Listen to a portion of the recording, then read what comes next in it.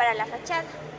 También utilizaron ladrillos para lo que son los arcos de medio punto y también piedra pómez para la bóveda de cañón corrido y para las cúpulas. Piedra pómez, ¿por qué? Porque en ese tiempo era el material más fácil de manipular para darle la forma. También utilizaron para todo lo que son los retablos es madera y toda la iglesia está decorada con pan de oro. Es decir, el oro que vemos aquí no es oro macizo, sino son láminas de oro puestas sobre la madera. También se sabe que la iglesia es cumbre del barroco ecuatoriano. El barroco quiere decir miedo o terror al vacío. Es por eso que si observamos, toda la iglesia está absolutamente decorada. Una característica del barroco es la simetría. Es por eso que si dividimos a la iglesia por una línea imaginaria por la mitad, vamos a encontrar el mismo número de elementos tanto en el norte como en el sur. Aquí también utilizaron otra técnica que es la del trampantojo. Es por eso que ustedes pueden observar atrás, las escaleras de acá son reales y la de acá es una pintura nada más. Eso para guardar simetría, para que se vea igual. Lo que vemos en la parte superior es un órgano que fue construido en el año de 1888 en Estados Unidos y traído acá un año después, específicamente para esta iglesia, ¿sí? Y todavía está en uso, se lo usa más para lo que son aquí las bodas o los conciertos de música sacra que se hacen en este lugar. Otra característica del barroco es la balaustrada, por eso se pueden observar los balcones que pueden observar, sí, es una otra característica del barroco. Y también podemos ver esta característica en la parte del altar mayor, que vemos como las cortinas. ¿Sí? Ya sigamos por acá, por favor.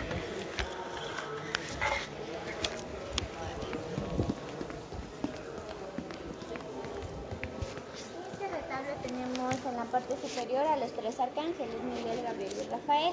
Tenemos en el centro a la Virgen de Loreto, pero no Loreto de aquí, sino Loreto de Italia.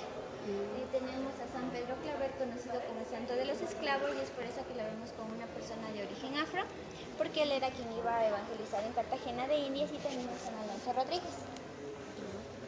Aquí en la parte inferior tenemos un tesoro de la Compañía de Jesús. Ella es Santa Marianita de Jesús, la primera santa quiteña que tenemos. Ella nace en el año de 1618 y desde muy pequeña muestra mucha devoción y amor hacia Dios. Ella no fue monja ni tampoco perteneció a ninguna orden. Entonces es en el año de 1645 aproximadamente cuando en la ciudad de Quito se empiezan a dar algunos terremotos.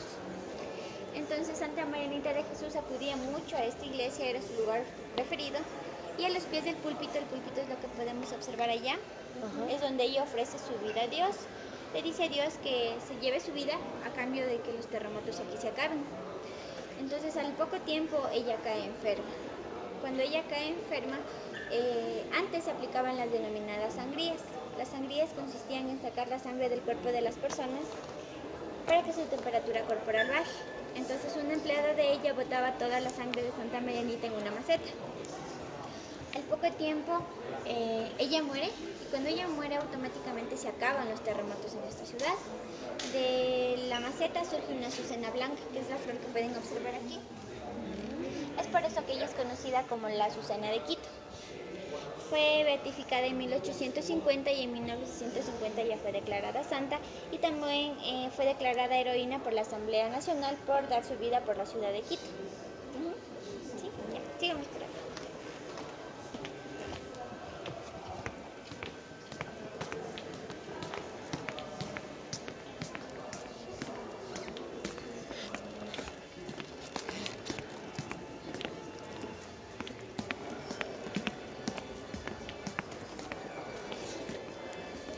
Bueno, aquí podemos, no olvidé decirles, en la nave central donde nos encontramos se pueden observar en las pilastras están los profetas, son los 16 profetas, y ellos nos enseñan el Antiguo Testamento, y aquí donde nos encontramos nos enseña el Nuevo Testamento, ya que vemos aquí a los 4 evangelistas. ¿Sí? Bueno, tenemos los dos retablos gemelos, el de San Ignacio de Loyola y el de San Francisco Javier. San Ignacio de Loyola es quien funda la Orden de los Jesuitas. Vemos algunos pasajes de su vida, y entre los más importantes en la parte superior, cuando él escribió los ejercicios espirituales en las cuevas de Manresa. Y en la parte derecha la Virgen devolviéndole los votos de castidad a San Ignacio, ya que él antes de ser religioso fue militar.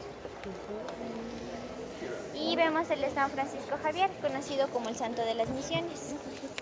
Él era quien iba a misionar a muchas partes del mundo. Y vemos en la parte superior en el barco nos cuenta el milagro del cangrejo. Se dice que él estaba yendo a misionar cuando de repente cae una tormenta muy fuerte. Entonces hay dos teorías, una en el que él botó el crucifijo a propósito o el otro en el que se le cayó. Cuando esto pasa, la tormenta se acaba automáticamente y el cangrejo le devolvió el crucifijo cuando llegó a tierra. Entonces eso es conocido como el milagro del cangrejo.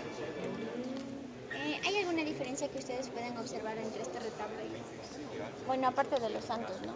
Que le vean, es algo muy notorio, como que se ve muy diferente entre los dos.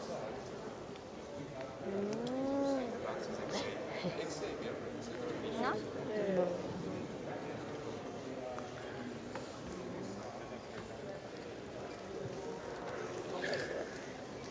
Puede ser la estructura. No. No. Bueno, el retablo de allá brilla mucho más. Ah, sí. ¿Por qué? Porque el 31 de enero de 1996 este retablo se incendia y se ven afectadas las 3/4 partes del mismo. Entonces el pan de oro que vemos aquí es mucho más reciente que el de acá. Entonces por ende brilla muchísimo más que el de San Ignacio de Loyola. Pensé que era para mí. No, es por el pan de oro que brilla mucho más. Bueno, sí, pero en la cúpula vemos arcángeles, obispos y cardenales de la orden y 2 cordones de querubines. Los querubines son las caritas pequeñitas de los angelitos, pero hay un querubín que es diferente, ¿lo pueden identificar? Tal vez, miren, observen. No.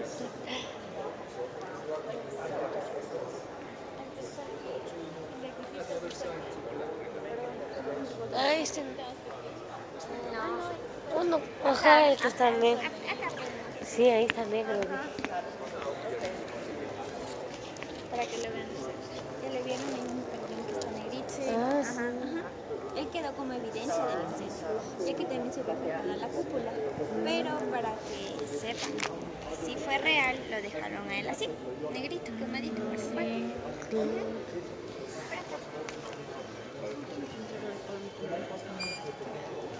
Corre, corre. No pueden tomar fotografías. Aquí vemos el altar mayor. En la parte superior vemos representado la Santísima Trinidad, es decir, el Padre, el Hijo y el Espíritu Santo. Y tenemos al Niño Jesús como autor principal. También podemos observar a los 4 patrones de las órdenes que tenemos en nuestro país. Tenemos a San Francisco de Asís con el cráneo en su mano. El cráneo representa que él no le tenía miedo a la muerte. Es decir, todos los santos que ustedes observen que tienen un cráneo, eso es lo que representa.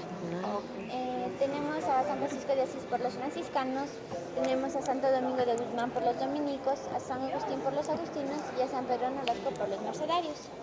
En la parte inferior vemos una litografía de la Virgen Dolorosa. Como bien se sabe, antes el Colegio San Gabriel funcionaba en estas instalaciones, entonces se da el prodigio. El prodigio, ¿por qué? Porque milagro se lo llama cuando uno se lo pide, en cambio prodigio es cuando simplemente pasa. Entonces se da el prodigio del 20 de abril de 1906, cuando en el antiguo comedor del Colegio San Gabriel vieron como el cuadro de la Virgen Dolorosa parpadeó por aproximadamente 20 minutos. Esto fue sometido a algunas pruebas de todo tipo para determinar si es que efectivamente pasó, y se dice que esto del cuadro pasó. Y actualmente el cuadro de la Virgen no es el original, por decirlo así. El cuadro lo tiene el Colegio San Gabriel hasta el día de hoy. Y en la parte inferior pueden observar esa urna. Fue mandada a construir por el expresidente Gabriel García Moreno para que posen los restos de Santa Marianita de Jesús. Como les dije, aquí es el púlpito donde Santa Marianita ofreció su vida. ¿Y cuántos rostros creen ustedes que hay en todo el púlpito?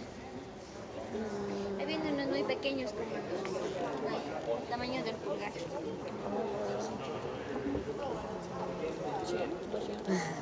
Hay 258 rostros en este púlpito.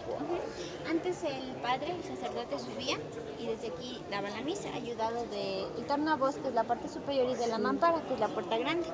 Esto ayudaba a que toda su voz se expanda de una manera muy fuerte por toda la iglesia, porque antes era prohibido darle espalda al altar mayor. Sigamos por acá. No, sigue dando. Así que está bueno.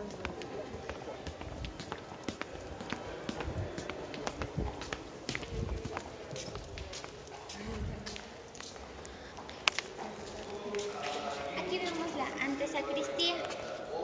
Aquí vemos el escudo de armas de la familia de Santa Marianita de Jesús y el escudo de armas de la familia de San Ignacio de Loyola.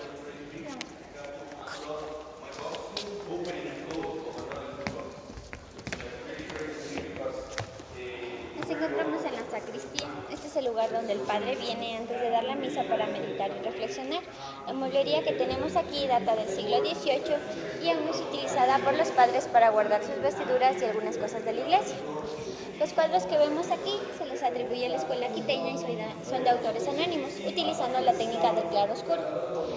Excepto 3 cuadros tienen autor, que son los que vemos aquí con los marcos iguales. Ajá. Sí. Esos los pintó Jean de Moranville. Él vino con la misión geodésica francesa. Cuando ellos llegaron acá, se instalaron donde los jesuitas y él dejó estos 2 cuadros como un obsequio para la orden. Y también vamos por aquí.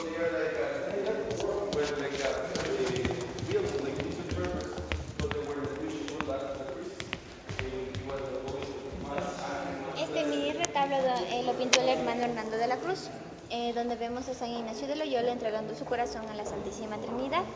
También aquí podemos observar en estos relicarios huesos de santas. Tenemos los huesos de Santa Segundilla y los huesos de una santa anónima. Pueden acercarse a ver si Sí, una pregunta, ¿por qué los huesos están ahí?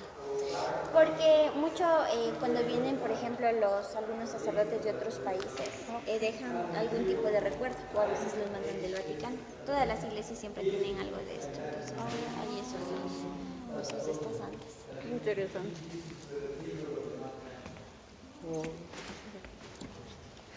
¿No sabes qué hueso es? De una santa anónima.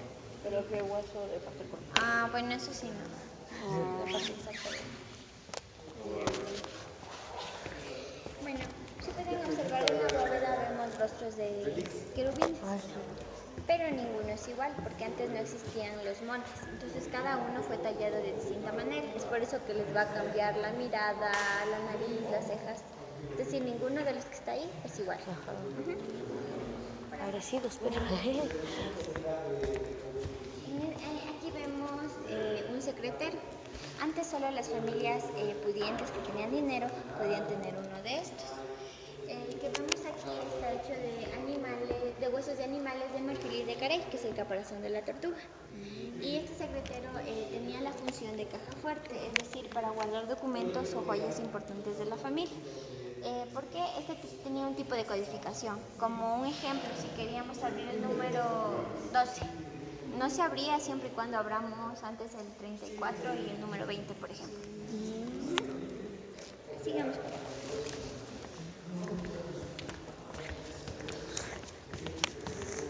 El pelícano que pueden observar ahí, ¿sí? Es el pelícano. Cuando los pelícanos ya están muy ancianitos, avanzados de edad, por decirlo así, y ya no pueden volar tanto para dar de comer a sus crías, ellos se desgarran las entrañas para que sus crías puedan comer de ellos. Entonces él está ahí como una representación de lo que Jesús hizo por nosotros, es decir, dar la vida por sus hijos. Sigamos por acá.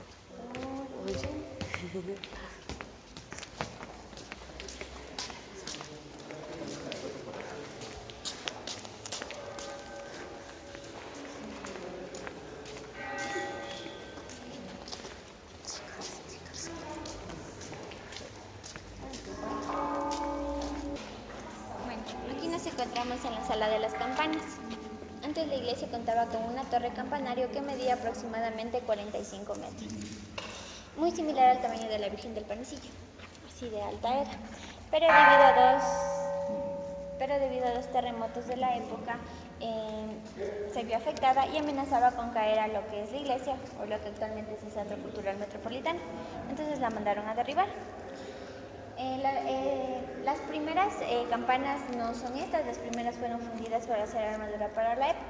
estas ya fueron las posteriores y se las bajó en el año de 2007. Así pueden aquí observar algunos cuadros de cómo fue bajarlas, porque la que está ahí, que es la más grande, pesa 2 toneladas. Y este es el único lugar donde ustedes pueden tomar fotografías. Ay,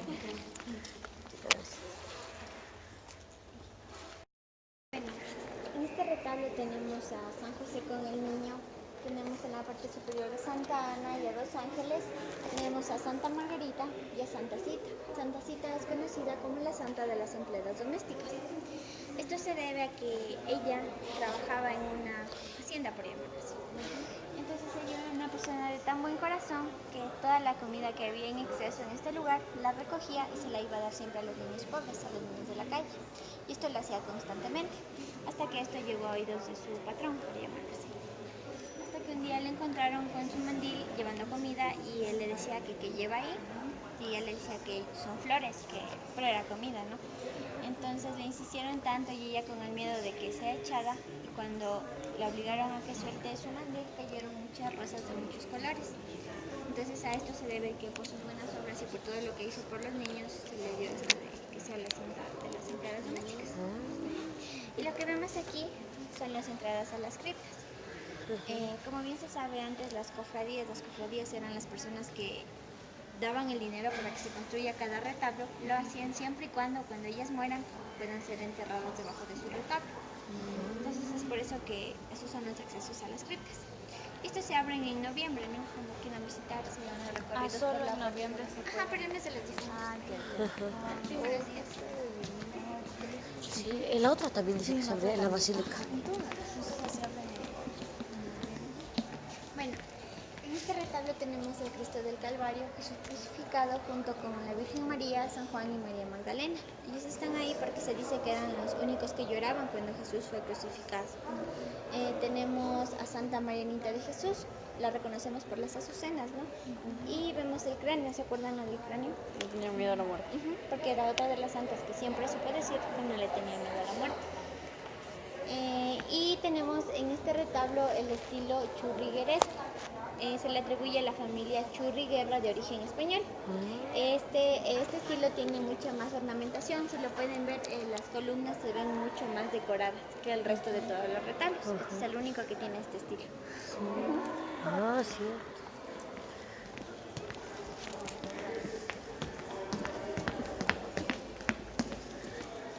Aquí tenemos a San Luis Gonzaga, conocido como el santo de los jóvenes. Vemos su vocación y devoción, su comunión y su muerte. Y a su lado de enfrente tenemos a San Estanislao, conocido como santo de los novicios.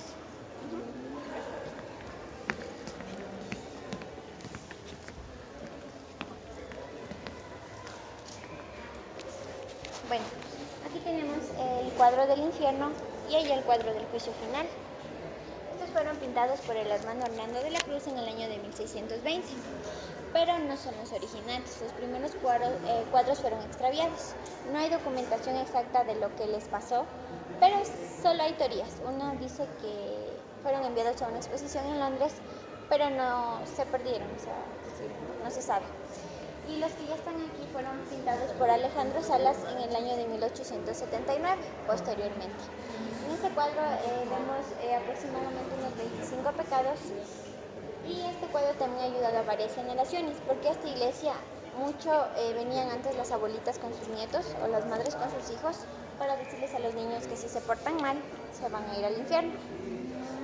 Pueden observarlo y si hay algún pecado que no sepan su significado me lo pueden decir para yo decirles. Observen. Delicioso. El deliciosa. Deliciosa quiere decir prostituta. Usurero. Como aquí chulquero. Sí. La Habana. De vanidad.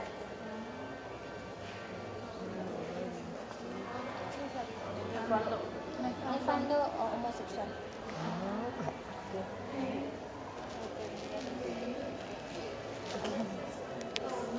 Homicidas. ¿Qué dice el otro de...? En la parte inferior nos indica que reyes, pobres, obispos, todos van a ser juzgados por igual. Al que vemos en el centro es a San Vicente Ferrer. Él está ahí porque fue uno de los primeros santos en hablar sobre esto, de que va a haber el día del juicio final. Tenemos en el cielo a la Virgen María, Jesús y algunos ángeles que se supone que son quienes van a juzgar. Y tenemos en las nubes algunos santos y las personas que ascienden al cielo y las personas que están enviadas al infierno. Pero Alejandro Salas agrega a alguien más a este cuadro. Es a la que está al último de negro con las azucenas en el hombro, que está ascendiendo al cielo. ¿Quién es? ¿Quién crees? Es Santa María de Jesús y es la última. Él agrega a ella, ¿no? Al cuadro de la Virgen. Sigamos.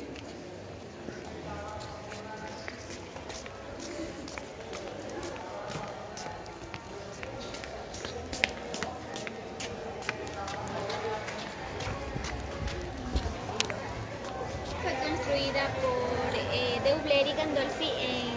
Gandolfi la finalizó y está, como les dije al principio, construida con piedra volcánica andesita. Lo que más resalta de la fachada es el corazón de la Virgen María, y es el corazón de Jesús, San Francisco Javier, San Ignacio de Loyola. San Francisco Javier siempre va a estar el asino abriendo su corazón, así se lo reconoce. Y la insignia de arriba en latín que dice Vivo Parentum Natum Sacrum, que quiere decir que este templo está consagrado a San Ignacio de Loyola.